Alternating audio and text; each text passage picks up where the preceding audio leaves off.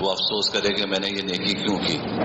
تو فرمایا کہ بہترین صدقہ وہ ہے کہ ما کان عن ظہر غنی، کہ جس کے بعد بھی مالداری باقی بچے.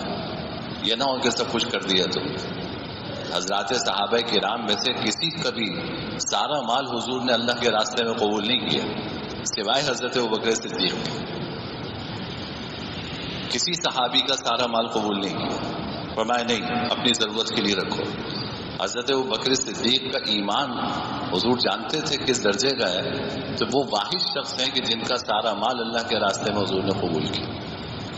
اور پھر یہ بھی فرما دیا کہ وابدأ بمن تعول، جن لوگوں کے اخراجات تمہارے ذمے ہیں پہلے ان سے آغاز کرو. ایسا نہ ہو کہ بیوی بچوں کا پیٹ کاٹ کر تم جو ہے وہ اللہ کے راستے میں خرچ کرو، تمہارے بچوں کی ضرورت پوری نہ ہو، تمہاری بیوی کی ضرورت پوری نہ ہو، وہ دوسروں کے سامنے ہاتھ پھیلائیں، محتاج ہوں. نہیں، فرمایا کہ وابدأ بمن تعول، جو تمہارے اہل و عیال ہیں جن کے اخراجات تمہارے ذمے ہیں ان سے آغاز کرو. ان سے جو زائد بچ جاتا ہے پھر وہ اللہ کے راستے میں خرچ کرو. اور دوسری ہدایت بخاری شریف کی روایت میں ہے کہ جناب نبی کریم صلی اللہ علیہ وسلم نے فرمایا کہ اگر میرے پاس احد پہاڑ کے برابر بھی سونا ہو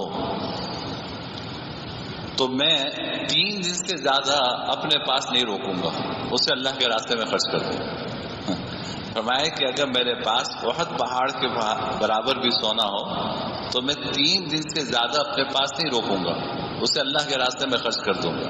پھر فرمایا الا یہ کہ میرے اوپر قرضہ ہو، اس کی ادائیگی کے لیے روکنا ہو تو پھر روکوں گا.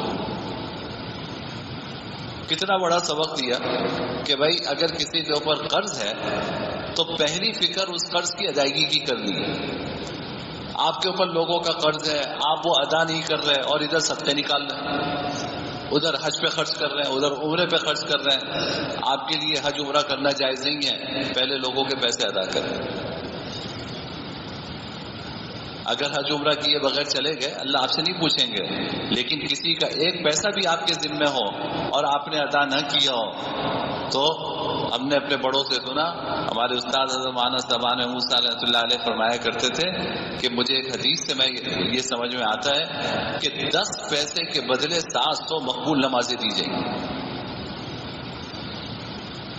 یہ وہاں کا ایکسچینج ریٹ ہے کہ اگر کسی کے 10 پیسے آپ کے ذمہ رہ گئے تو اس کے بدلے 700 مقبول نمازیں دی جائیں گی. پیسے تو آپ ساتھ لے کے نہیں جائیں گے، کفن میں جیب بھی نہیں ہوتی.